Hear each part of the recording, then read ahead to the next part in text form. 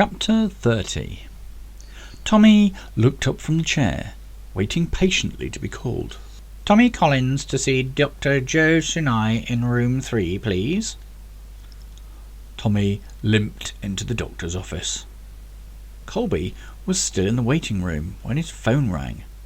The LCD readout said, "Unknown caller." The receptionist called out, "Sorry, you can't answer that in here. You need to go outside." From the doctor's office window, Tommy could see Colby outside talking on his phone. "Hello." Colby stood up, straighter than usual, and an expression of respect shone across his face, as if he were with a loved relative and were expected to do his best at all times. "Yes, sir. Of course, sir." He listened more. After approximately 1 minute, he said goodbye and ended the call. Colby sat back in the waiting room, and Tommy walked out of the office with a crutch underneath each arm. Colby looked at him, and Tommy stuck his leg out. "2 stitches, he said, hobbling out of the hospital's entrance. "That was Mr.Devander. There is a change of plan," Colby told Tommy. "Mr.Devander? He never calls. It must be important," replied Tommy. "What did he say?" "It appears that our boss is a police officer." "I knew that guy was a flipping cop. I said it all along," replied Tommy with a smug grin. Colby preened his moustache. "So, come on then. What are the new orders?" asked Tommy. "You, my friend, finally get to kill him," he said, looking at the fat man. Tommy smiled with a menacing grin, looking at the wound in his leg. "Good. And then we get to blame his wife for the bombing." "I always wondered why he was hired in the first place." Tommy shook his head. "I knew he was a cop, just knew it." They got into the car and headed towards the cinema. Tommy pulled the slide back on his gun, popping around in the chamber. They'd almost reached the cinema when they drove past Mike's convertible. Tommy stuck his gun out of the rear passenger window and fired at Mike's vehicle. "Looks like your cover is blown," said Zach as Mike put his foot down on the pedal. Colby's skillful driving spun Tommy's car into a sharp U-turn, and as dust, rubber and grit filled the air, the wheels spun and the car shot forward. The mirror shook and vibrated, and all Mike saw was the yellow of Tommy's car. The sound of bullets got louder the closer they got. Colby had his foot down to the floor, and the engine growled as they crunched bumpers together. Zach's seat jerked, and he looked back to see the car now moving to get beside them. Tommy had moved over from one side of the car's back seat to the other side, and the window was now down, ready to shoot again.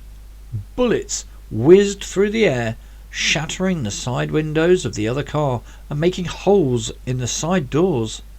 "You're dead, both of you!" shouted Tommy as he pulled the trigger again. At that moment, Colby hit a bump in the road, and Tommy dropped his gun. It clattered out of the car and onto the road and was lost in the dust and debris behind them in seconds. Colby shouted, "Get your arm in and buckle up." The engine growled, and Colby smashed straight into Zach and Mike, busting up the wing mirror and messing up the bodywork down the side of their car. Both cars raced side by side for a while, and as Colby pushed closer to Mike, Mike reacted by pulling away. A sign whizzed by, showing a sharp corner in 100 yards. "Their car is much heavier than ours. We won't take much more of that," said Mike. "Hang on, I have a plan." He braked hard. In a mere moment there was a look of dread and confusion on Tommy's face as Tommy's car shot past, and as Colby took the bend hard, the car rolled over and into the ditch at the corner. The car was upside down. There was blood on Colby's face. His tie was draped downwards, and Tommy was feeling sick. There was a knock on the door, and Mike shouted, "Police! You're under arrest!" The metal bars banged on the cell. Mike locked the door. Graham walked up to Tommy and Colby, eyeing them up and down.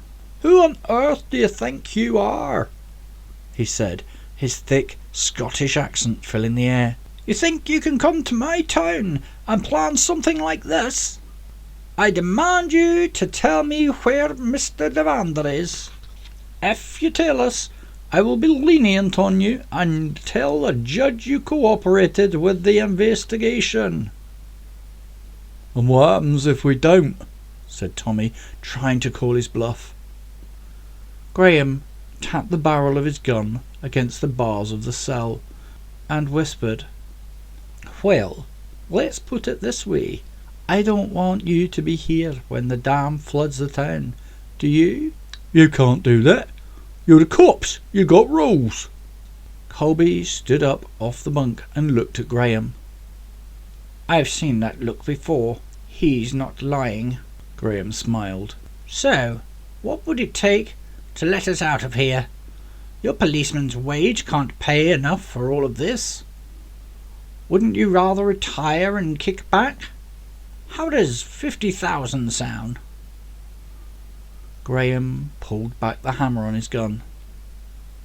"I'm not for sale." "Oh, jeez. He ain't kidding around, man," said Tommy. "Shut up," retorted Colby. "I don't know where he is. The last time we met him, it was at the back of the Corderdale Apartments on the bottom floor in the car park at the back."